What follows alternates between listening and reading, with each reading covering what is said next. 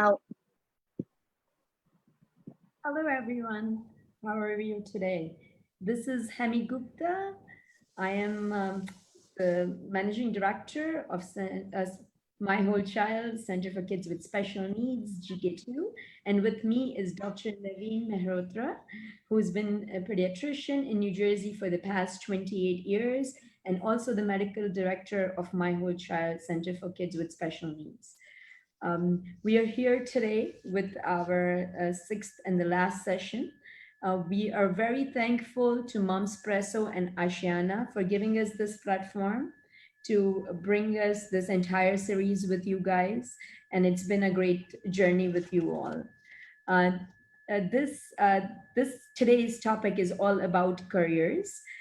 This stage, he or she, our kids become an adult, completely independent thinkers. Soon they will be starting their own family, and our role as a parent completely changes. At this stage of the life, my belief is that we just become the advisors and they come for our opinions. As a parent, our strength will lie in letting it go.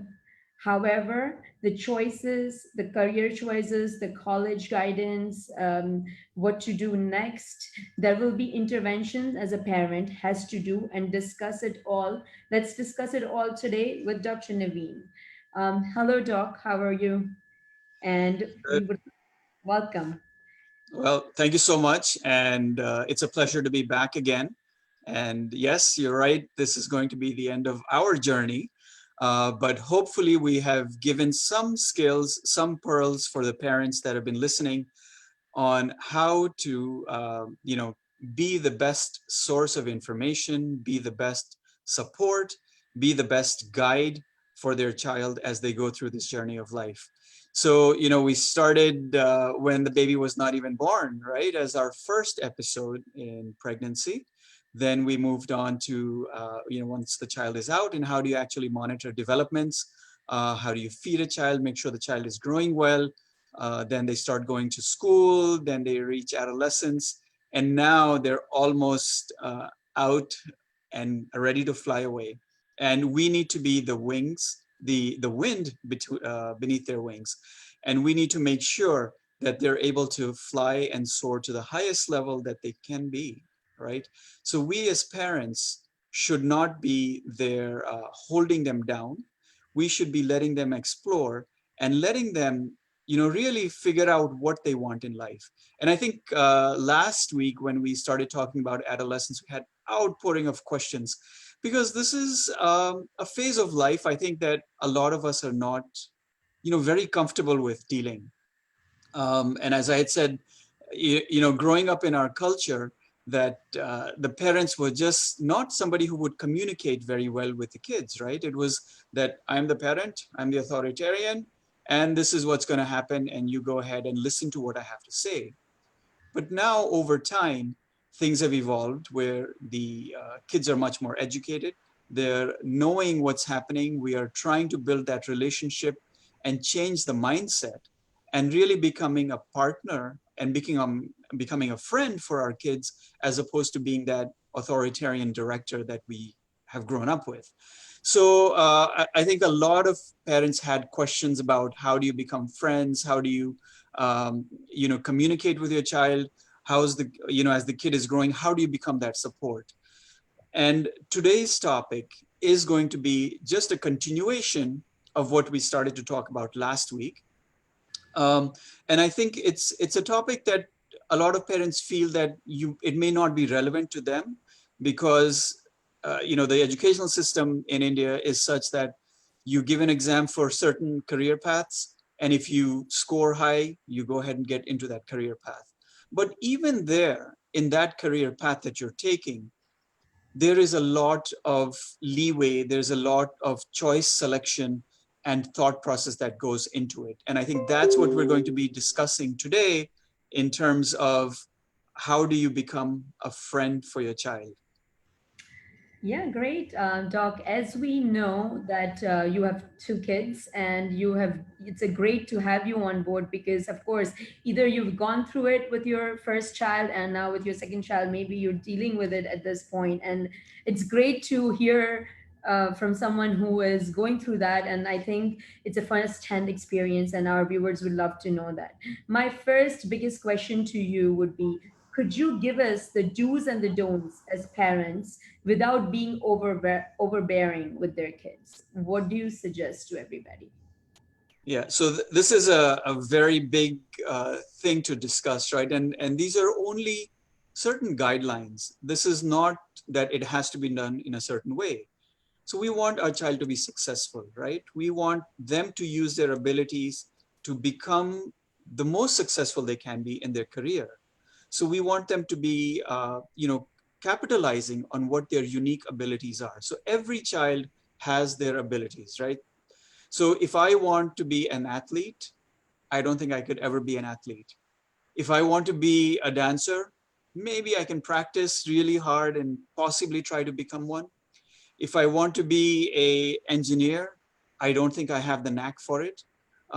So every kid has a unique ability, and based on their ability is what we need to foster, and we need to make sure that we become their support. So, you know, don't hover over your child. You want to make sure that you understand what their abilities are and then work with those abilities. So when we talked about in many of our previous sessions, when you're taking the kid to one after school activity or another after school activity and running from one place to the other, what's happening is you are imposing your desires or what your friends have said is a great class for the kid to have.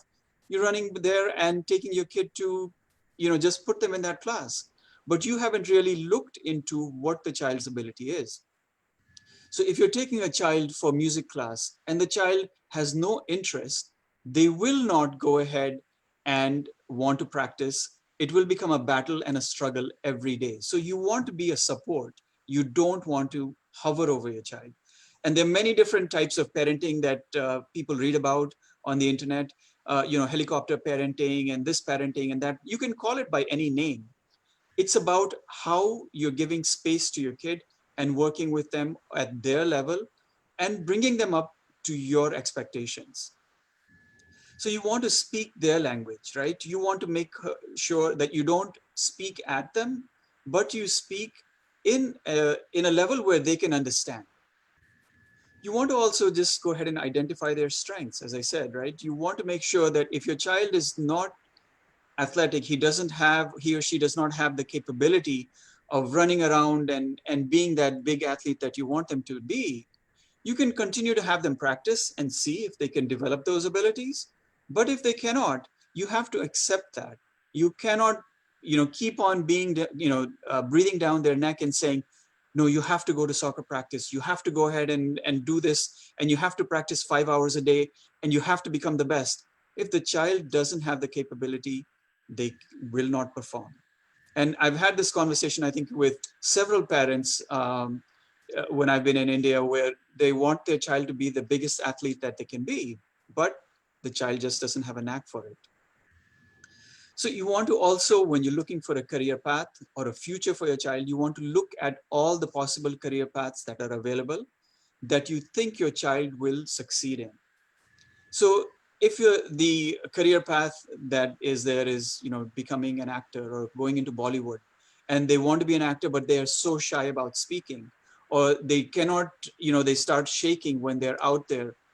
Yes, you can work with them. You can go ahead and make sure they practice. But if it's your desire to make them a Bollywood actor, it will not work. If it is a child's aspiration, it will work, because that child will then struggle and really work hard and practice as much as they can to make sure that they succeed. So finding their strengths, identifying the different types of career paths that the child can go ahead and be successful at, and then really helping them. Wherever it is, you can use your network so that they can go there and learn about the career path. If there is a way that you can help them, support them a little bit so that they can get into the right path, there's nothing wrong with it, right? So if my son wants to do an internship at Ashiana Housing, I use my connections to reach out to Ashiana Housing and tell them that, hey, can you take my son on for an internship? Because I want him to explore what it's like to be in the business world. I can go ahead and have him be, get into an internship with one of my colleagues who are physicians. But if I know that he has no interest in becoming a physician, no matter how much I try, he is not going to go ahead and perform to his best. So using your network and making sure that they connect with the people so that they can get an exposure to the field, right? So taking their summers and utilizing it to their maximum potential and push the passion, not the prestige. In the US, it's known, right, that every Indian that is here is either a doctor or an engineer. That is the only thing that the two professions that people associate us with. But if your child is not a physician, if your child is not an engineer, it's not the end of the world. There are many different professions that they can be in. So you don't have to focus just on those two prestigious, professions. And I'm sure if somebody from Ashana or any other business is hearing this, they might say, well, our business or our profession is very prestigious. Yes, it is. So you have to make sure that you're not pushing prestige, but really pushing passion. So I've given you a long list of do's and don'ts, right? And I hope it's not overwhelming for our parents. Yeah, very nicely put that, yes, put the passion ahead and not the prestige, which makes a lot of sense. Of course, if they really enjoy what they're doing, they're gonna be a go-getter themselves. Um, Doc, how do you assist your child choose the right college and the right stream? And also, related to this, we do have a question also that kid is studying in 10th grade and he wishes to go to USA or MIT or so on and so forth. And is there something specific that a parent can do to make sure that the kid is able to achieve his or her dream? Sure. I think that is where a partnership with the adolescent, with the child, is extremely critical. And you, as a parent, observing your child's capability. So, if your child is not good in academics, they're not going to be able to come or get to the highest level of the universities. So, not everybody is cut out for quote unquote the Ivy Leagues or the IITs or the prestigious universities because first of all they need to be able to perform academically and they need to make sure that they can continue to perform and they have that passion. It's not that you are pushing them to go to a certain university. You have to make it pleasant enough for them. You have to expose your child to say, hey, wouldn't IIT be a great place for you? If you know that the child has the grades for it, then you will go ahead and keep on having a conversation with them and see if the child has an interest. You can push them with a little bit of guidance to an extent, but not once again hover over them. So you would go ahead and ask them what their interests are, what their desires are, and reinforcing that, hey, you have the capability, let's try for this. Why don't we try for it? And you build that interest over time with your child. But once again, it has to be at their level where they understand that you're not pushing them, but you are capitalizing or you're utilizing their abilities to walk the path with them. So you're always walking together and not one way or the other. So getting back to this question, so if your child has the academic capabilities, obviously then you have to make sure that they're able to pass all of the entrance exams. It doesn't matter if you're passing an entrance exam for any of the universities in India or in the US. Thirdly, finances. Do you have the finances to support the education? And will you be able to go ahead and get that money that is needed? Because no matter which university you go to, that is a financial burden for many parents. And these are things that you, as a family entity, have to explore and see what works for you. But just to finish that thought, don't cut off a dream that a child has, because if you can make the dream be a reality, there's nothing like it. Yeah, true. But at this point, we also, let me ask you another perspective. What if the child is not doing academically well? How does a parent guide them? What do they do when it comes to career choices? And the child is just not academically strong. All right, so I think we get that question and we get that referral in our center in Delhi a lot, right? So because of academic underachievement, and we've talked about this in one of our prior sessions, If your child is not achieving to where you think the levels are, first thing is you want to understand, is there a medical problem? Is there some sort of a learning disability that is turning the child off from education? Is there something that they're struggling, they're not able to focus? Do they have ADHD? Is there some sort of a learning disability? Is there some sort of a dyslexia that is happening? Is there some sort of a visual deficit that's happening? Is there some sort of a processing disorder? So looking at all of that, if there is a medical issue, then definitely a center like ours at My Whole Child works. You have to go ahead and provide those, the treatments for your child. You have to work with the school system to get the accommodations put into place, and you will see your child will thrive once those accommodations are in place. Because what happens is, if your child is not achieving that academic excellence, automatically their self-esteem goes down. They don't want to perform because they feel that no matter how much they study or how much they struggle, they're not going to do well. So we have to get that out of the picture. Secondly, we have to make sure that if it's not a medical issue, is there just no interest in the child? And are we pushing that interest? And if the child really has an interest to go into a technical field or into a vocational field, or they want to be, an auto mechanic, or they want to be a dancer, or they want to be an artist, we have to look at what their interests are. And there's no profession that's wrong. In this day and age, I think all professions are great professions, as if you can succeed in it. If you look at some of our big social media moguls that are out there, they say, well, we flunked out of Harvard, or we flunked out of this college or that college, and yet they're now multi-billionaires. There's a lot to be said, right? So we have to look at, once again, what their interests are and work with that. We have a bunch of parents asking us one similar question. They're saying, does personality play an important role in pursuing a career? And also questions like, the child is an introvert. How can they help them build the confidence regarding the social skills needed for the career? Many questions are around this particular Right. topic. So the thing is, yes, personality has a huge impact on your career choice. But once again, I'll keep on going back to this, is what is your child's interest? If your child has an interest to be in Bollywood and they're an introvert, they can take classes, they can be fostered, they can be given the support, they can be given the practice to make sure that they get out of the shell. And I think I've seen some interviews with many successful superstars out there in Bollywood who said they're introverts, right? But they were able to come out of that just for their career. So believe it or not, I'm an introvert. In certain situations, I can come out and speak. But if you put me into a social gathering, I will not be able to go out and connect with somebody. I will not be able to start a spontaneous conversation. So it depends on the degree of introvertedness that you have, and where and how is it needed for you to be successful in your career path.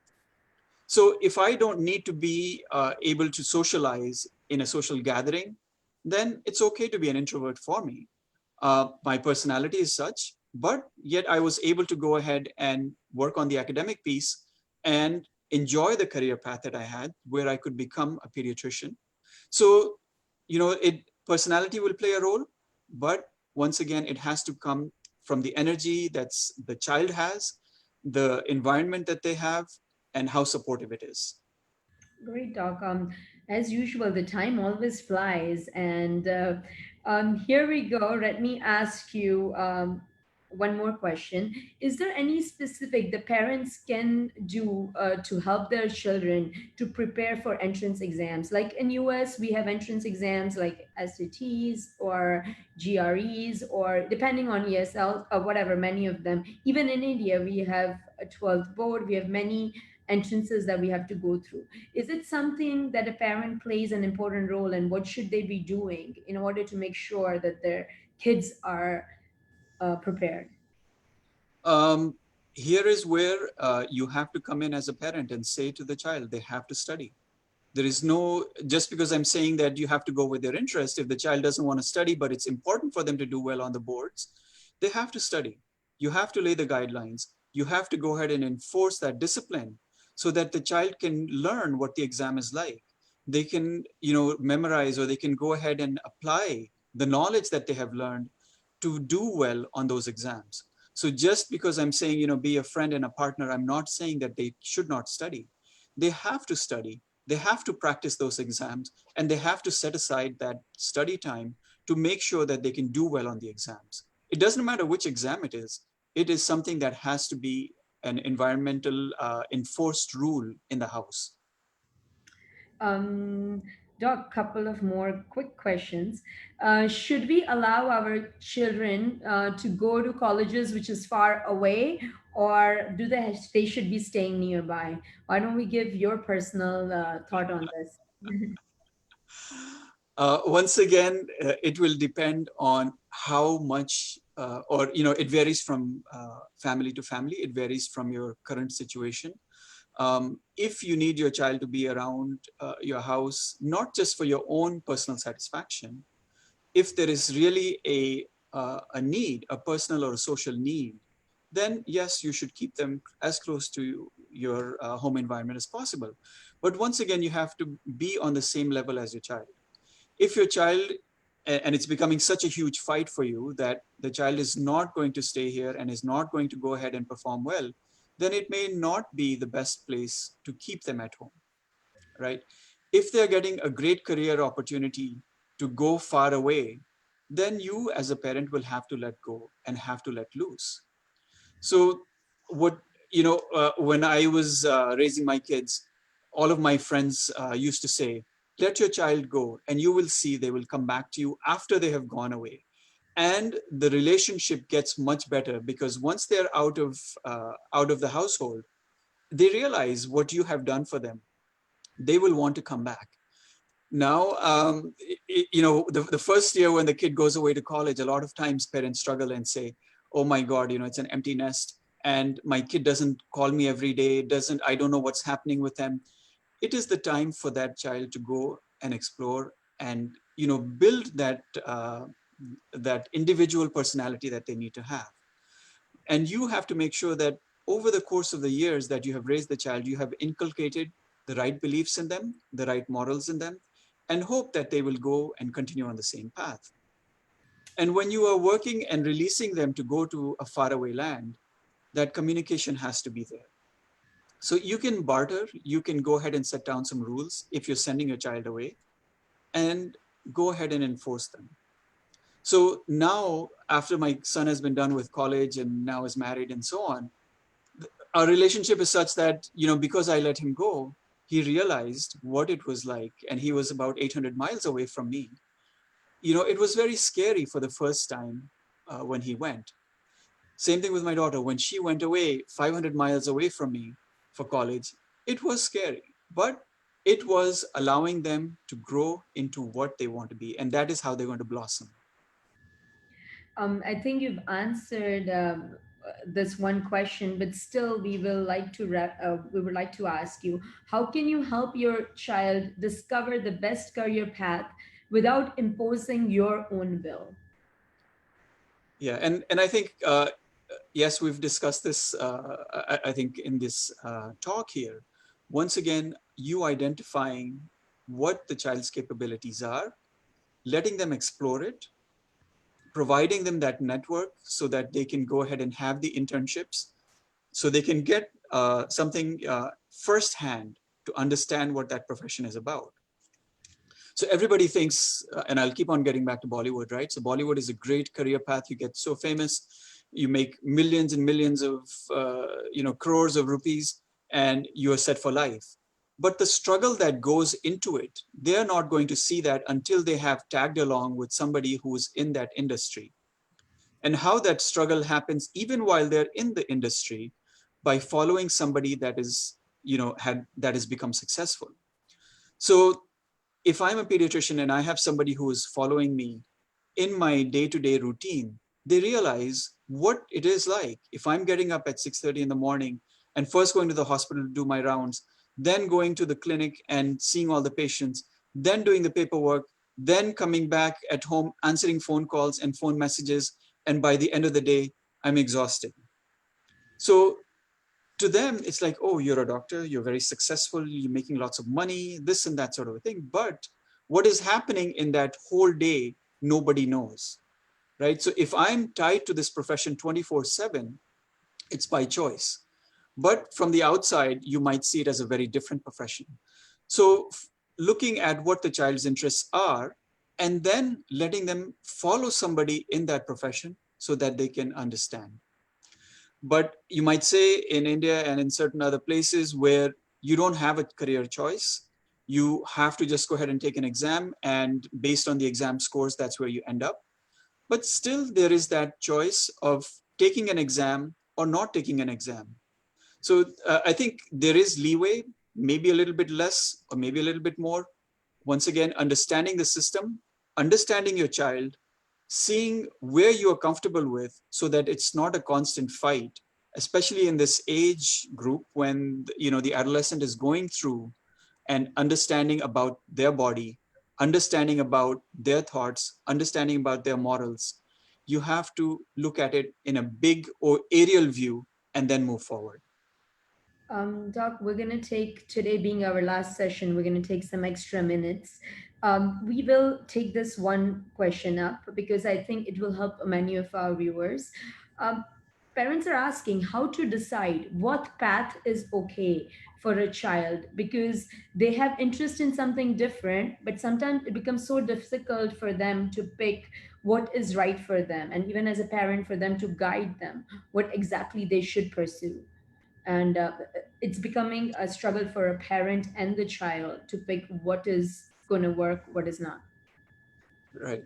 So through this talk, we're talking about autonomy and looking at child's ability. But once again, our experience as parents, our experience in society is what needs to be the guiding force and the guiding light for the child. So we have to go ahead and tell them if we feel that this career path is not going to work for them, if it is something that is going to not make them successful, we have to provide that information to the child, because the child is going to have very limited views on what they want to do. But we have to tell them, hey, I don't think this is really going to work for you. Let's go ahead and see if you can maybe explore something that I think you might do really well on. And I think that in the long term, you may not struggle with it. And in the long term, when you're trying to raise a family, that this is going to be the best thing for you. And let's explore your interest as a hobby or maybe as a secondary career path. So you'll have to negotiate and give them the guidance with your experience, plus making sure that you're not alienating your child. So if I know that this career path of going into Bollywood is just not going to work because my kid doesn't have the looks for it, he doesn't have the physique for it, I will go ahead and tell them that I don't think this is going to work. So you have to let them know your opinion based on what you know of having been a parent, right? Of having been in society. But once again, giving them an alternative so it's not coming in as a total shut off. Great. Before we wrap up, Doc, would you like to give your, would you like to close the session by giving the takeaway, and then we will finally wrap up the session? Once again, I think being a parent requires us to be, malleable, requires us to be changing from day to day. And there is no one size fits all. So when we talk about all of this, these are just certain guidelines, certain directives that are coming through, but they don't have to be directives. You have to see what makes you comfortable. You have to see what works for your child. You have to see what works for your family. But we hope that certain pearls that we have given you here will make it easier for you and will make your child be as successful as they can be. So thank you so much for joining us on this journey. Thank you, Ashiana. Thank you, Momspresso. And thanks, Hemi, for organizing this whole thing. Thank you, guys. So finally, our 6-session series, Journey of My Child, Did We Get It Right? From Pregnancy to Career-Oriented Adults, is over today. the best gift you can all give Dr. Mehrotra and us is, if you found this valuable, please save them and hear them at different stages of your family journey. As you all know, My Whole Child Center for Kids with Special Needs, uh, we are there to make a difference in our kids' lives. And if you have someone you know or needs help or guidance, do feel free to contact us at mwcgk2@gmail.com. We've been also offering a lot of virtual therapy, so please feel free to avail that. Feel free to visit our website. And thank you, Momspresso and Ashana, for this platform. And thank you all.